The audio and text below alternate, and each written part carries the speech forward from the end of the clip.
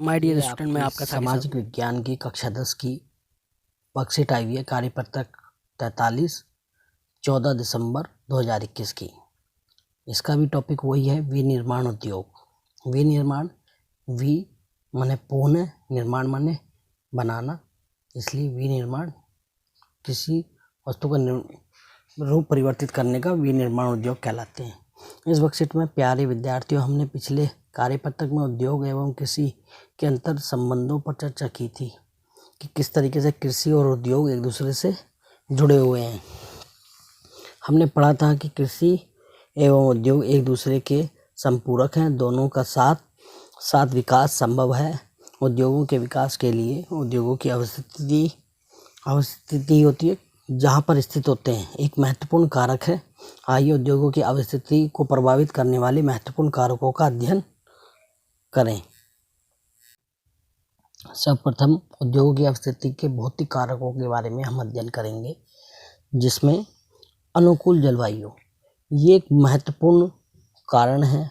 अनुकूल जलवायु जैसे कि जम्मू कश्मीर वगैरह एरिया है, वहाँ पर बर्फ़ रहती है। हिमाचल है, लद्दाख है, लेह लद्दाख है, वहाँ पे बर्फ़ रहती है, 6 महीने तक बर्फ़ रहती है। तो कोई उद्योग वहाँ पर 6 महीने के लिए बंद करने पड़ जाएंगे, रास्ते वस्ते सब बंद हो जाते हैं, इतनी ठंड हो जाती है। और जैसे राजस्थान का जैसलमेर वगैरह है, वहाँ पर गर्मियों में इतनी ज़्यादा गर्मी हो जाती है कि बहुत अधिक तापमान हो जाता है। तो ये भी बहुत हद तक उद्योगों को स्थिति को प्रभावित करता है। इसके बाद है शक्ति के संसाधन जैसे कि ईंधन और आपके जैसे ऊर्जा का संसाधन है कि वहाँ पर उपलब्ध है नहीं है। जैसे स्टील उद्योग है, उसके लिए कोयले की ज़रूरत पड़ती है। जैसे बहुत सारी फैक्ट्रियाँ, उसमें बिजली की ज़रूरत पड़ती है, तो इसलिए वह उद्योग वहाँ पे लगाए जाएंगे जहाँ पर कोई डैम होगा जहाँ से बिजली मिल सके, या फिर कोई हाइड्रो पावर स्टेशन हो, और या फिर कोई थर्मल पावर स्टेशन हो, उसके पास में उद्योग लगाए जा सकते हैं। तो ये भी एक बहुत महत्वपूर्ण कारक है किसी भी उद्योग की स्थिति के लिए। उसके बाद है अगला पॉइंट, कच्चे माल की उपलब्धता। ये भी एक बहुत बड़े प्रभाव करता है, क्योंकि इसके जब तक कच्चा माल उपलब्ध नहीं होगा तो उसका रूप परिवर्तित कैसे किया जाएगा। तो कच्चे माल एक महत्वपूर्ण भौतिक कारकों में कच्चे माल की उपलब्धता भी आती है। जहाँ पे कच्चा माल आसानी से मिल जाता है तो वहाँ पे उद्योग लगाए जाते हैं। जैसे आपने देखा होगा कि कच्चे माल का फैक्ट्रियाँ, आप जैसे गन्ने की जो मिल है, वो ज़्यादातर आपको जहाँ पर खेती में गन्ना पैदा किया जाता है वहाँ पर चीनी की मिल लगाई जाती है। क्या चीनी की मिल राजस्थान में लगा सकते हैं, या फिर नॉर्थ ईस्ट के डिस्ट्रिक्ट में लगा सकते हैं, नॉर्थ ईस्ट राज्यों में लगा सकते हैं। वहाँ पर उसको गन्ने को ले जाने पर उसका परिवहन खर्च बढ़ जाएगा, जिससे उसके मूल्य में वृद्धि हो जाएगी। इसलिए वह उद्योग वहीं लगाए जाते हैं जहाँ पर उसकी उपलब्धता हो।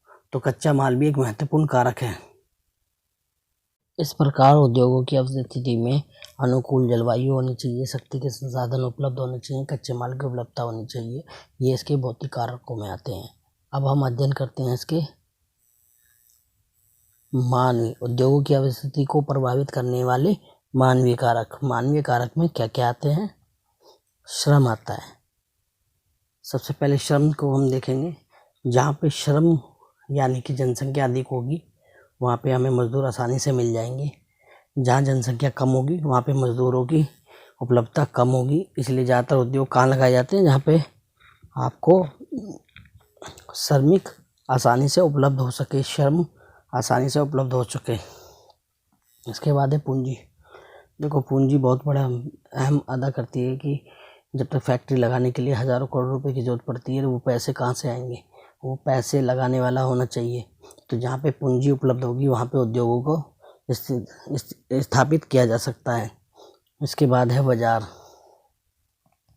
बाज़ार भी काफ़ी हद तक उद्योगों को प्रभावित करता है। जब हम सामान को बना लेंगे तो उसको बेचने के लिए हमें बाज़ार चाहिए, तो बाज़ार के आसपास ही उद्योगों का विकास होता है। ये भी एक बहुत महत्वपूर्ण कारक है और ये मानवीय कारण है।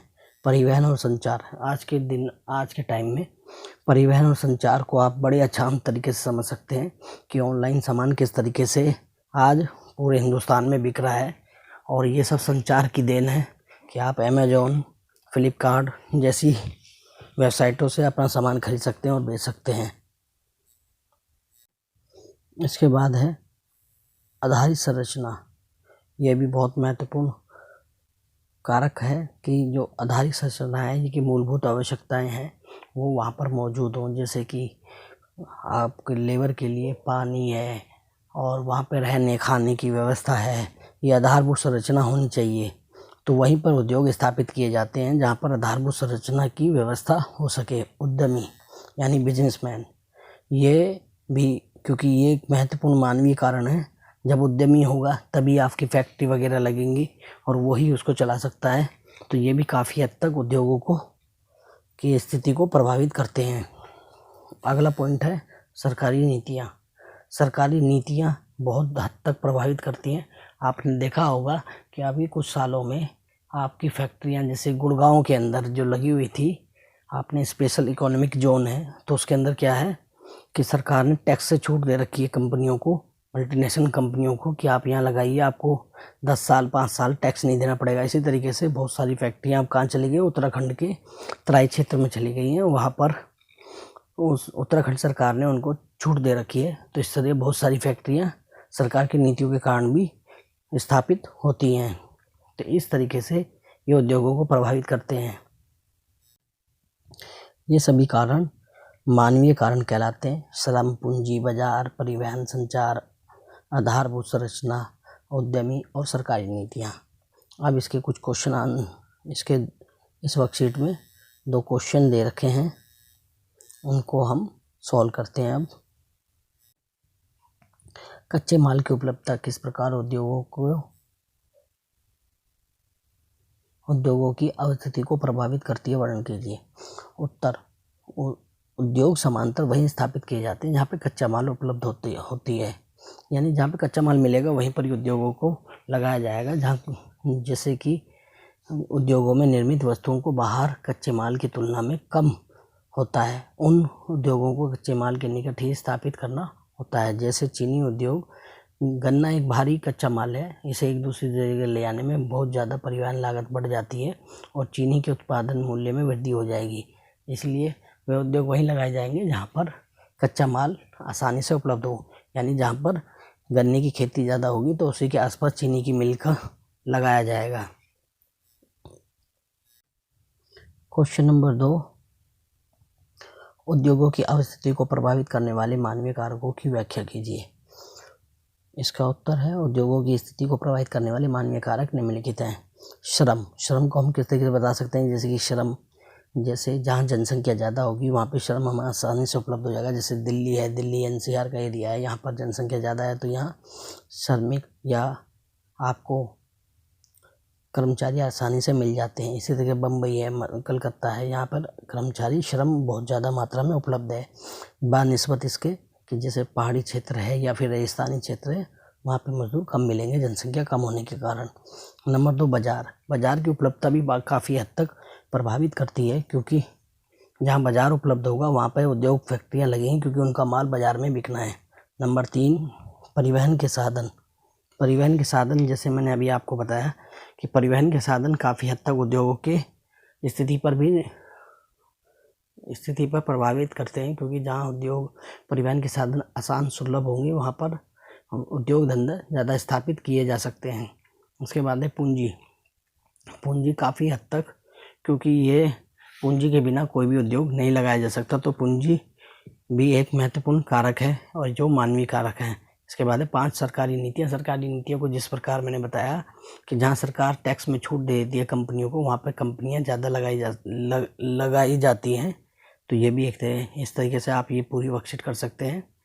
मेरी वीडियो देखने के लिए thank you. Share and like and subscribe my channel. Okay, bye.